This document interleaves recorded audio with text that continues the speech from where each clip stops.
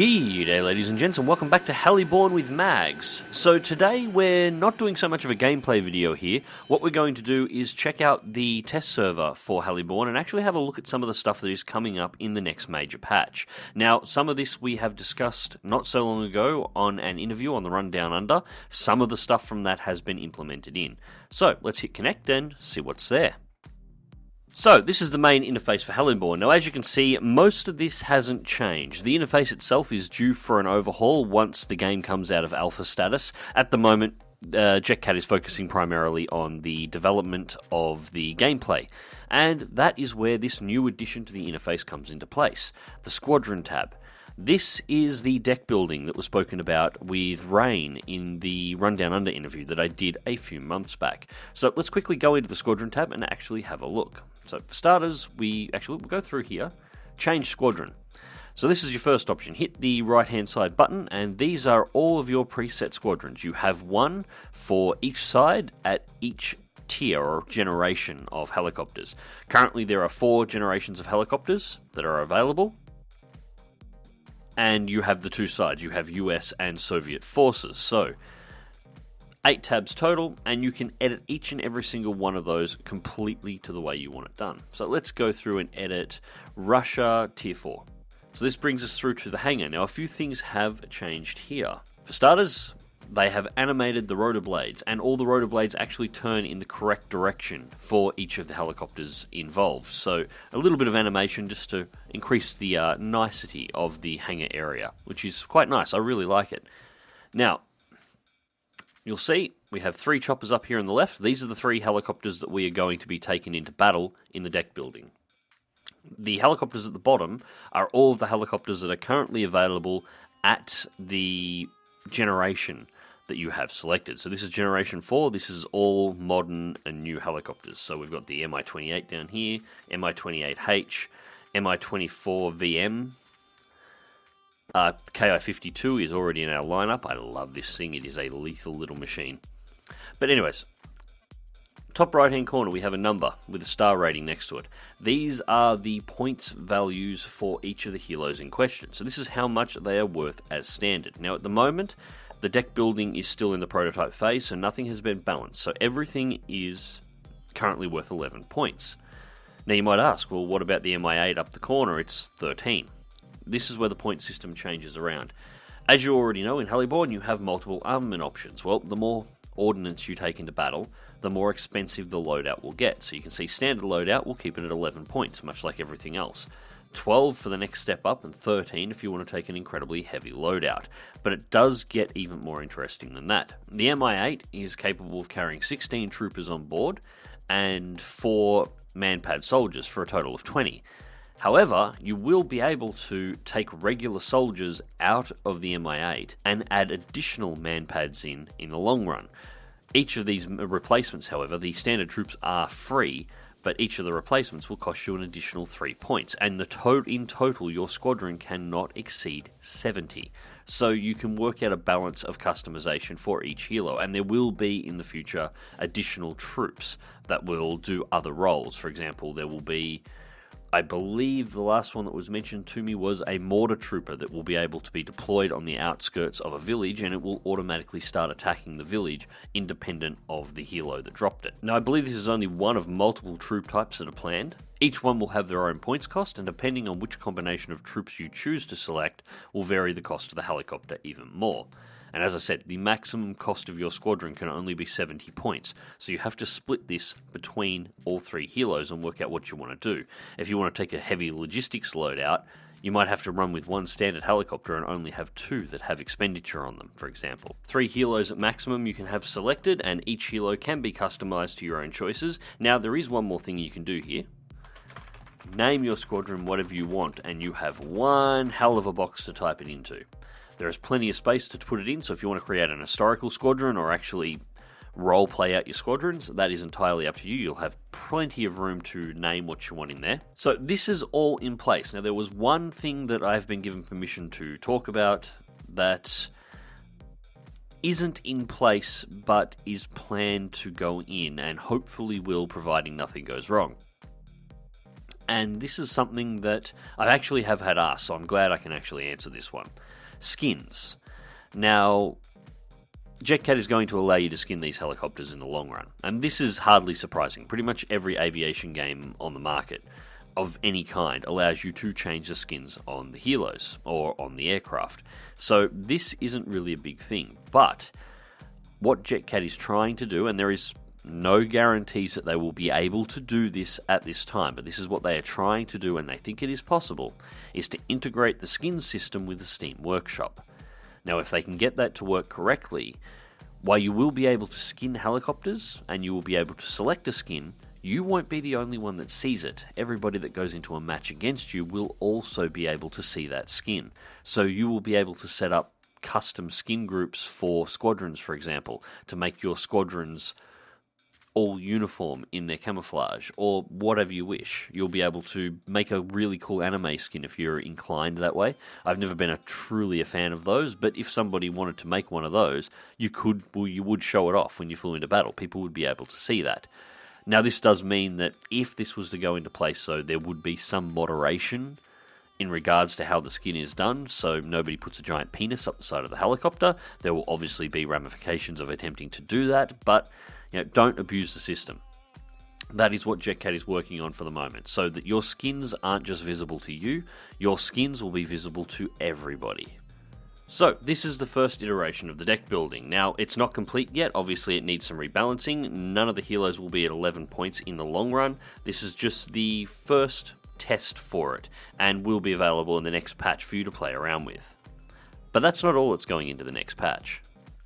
Alright, so here we are on the map itself. Now, as you can see, here are our 3 helicopters that were in our lineup. Now, this means you are committed. In previous alpha builds for Heliborne, you used to have the ability to change back and forth between nations and have access to all the helicopters that were available on a particular map. This time, you will only have access to the 3 that are in your deck, and once you have put together a tech and joined a match, you are committed. If you commit with a Russian deck, you are on the Russian team. That is the end of discussion. So let's deploy the Mi-8 here for the moment. Now, there was a little something else that's been changed. Previously, there was sort of a rearmament mechanic and a reload mechanic. If you landed the helo, you would instantly have all your ammunition and your troops replaced. That is no longer the case. So we're going to take the Mi-8 off here at the moment. And we'll select our rockets, and we're just going to dump some rockets straight into the tree line here. Nothing particularly interesting to shoot at, as with the other ones here. There we go, we're down to 12 rockets. And while we're at it, we're going to land over here. And let's deploy a couple of man-pad dudes. 4 man-pads on the ground, that'll do. Just roll the Mi-8 back to the pad. And now, normally in previous builds, the second you touch down on this pad, you would instantly get all of those rockets back. You would also receive all of those troops back instantly. So we touch down this time. And you can see, we get all the troops back straight away because there are only 4. They replenish at a certain speed. If you deploy more, it's fine, but your ammunition, as you can see, it's ticking up very slowly. About 6 rockets at a time is going into the Mi-8. At the moment, the refresh rates on ammunition, again, this is a new system, has not been finalised, but the reason they're going for a apply rockets over time setup is if you were resupplying at this base and you were suddenly attacked and you needed to defend yourself, but you hadn't finished reloading your ammunition, you would be able to take off and try and defend with a half load. It also works as, well, if you're only reloading a certain amount of rockets or ammunition over time, the bigger an ordnance load you have and the more ordnance you are able to carry, the longer it's going to take for you to actually be able to restock all that ammunition in the first place.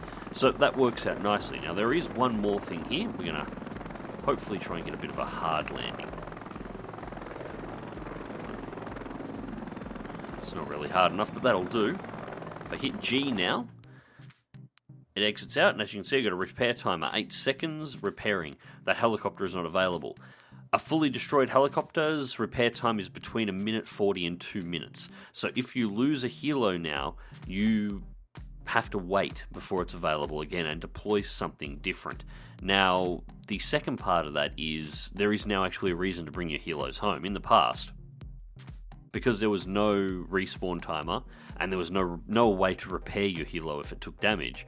Once you've unloaded all your ordnance at the enemy and have taken damage, it was often faster and safer to simply suicide your helo into the side of a mountain and just redeploy it instantly with full health and full ammunition without having to return to base. Now bringing the helo back to base matters. As I said, at the moment the timers have not been tweaked to make this perfect, but it is a start and a step into the system. So let's deploy the KI-52. Couple of other things to show you at this time. Now you'll notice the layout of the map in the bottom right hand corner, lots of crisscrossing lines. It looks like it's meant to directly send AI forces on the ground against one another, because this is another one of those maps where when you capture a base, a new spawn of vehicles will come out. Actually, let's return what we'll do, I'm going to have to get a helo where I can capture a base so you can check this out for yourself. Basically, they've changed the AI. Every time you capture a base now, a series of tanks will spawn in a column and move to the next position. I love this too. Glidables are now in place. If you hit the wires on the map, or the trees on the map, I don't believe all of the trees are currently fixed, but at least some of them are. And any of the telephone wires or power lines that you see flying around the map, if you hit them, they're collidable. Your helicopter will explode. So anyways, as I was saying, as with the last map, each time you capture a base, a convoy of vehicles will now get created and they will make their way across the map, which is, we've seen this before, but they've changed the AI for it now. The AI will now have the units adjust themselves as they are moving across a area. They will now move off the roads and off of a straight line path. They will spread a little bit. And most importantly, when one set of ground units detects another set of ground units, they will actually engage one another. So there will be tanks going into combat on the ground. Add this in here. Will be tanks going into combat on the ground underneath your helos.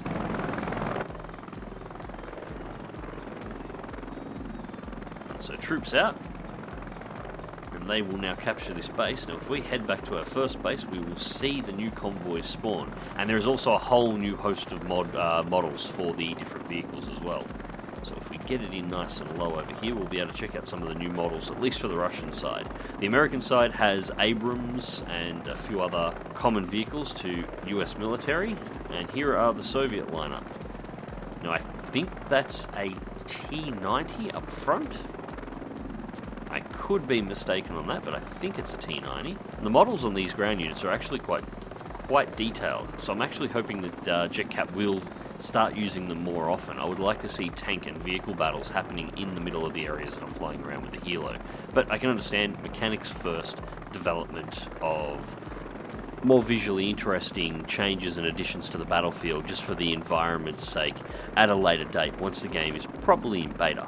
So yes, that is the new models, and they are programmed with more intelligent AI. As you can see here, the armoured personnel transports here just decided, nope, done with the road, and they bail off and will cross the grass. They'll try and move through cover if they can, and if they encounter another tank column, they will move in such a way as to avoid one another and give each vehicle in the convoy a clear line of fire on the targets as they go through.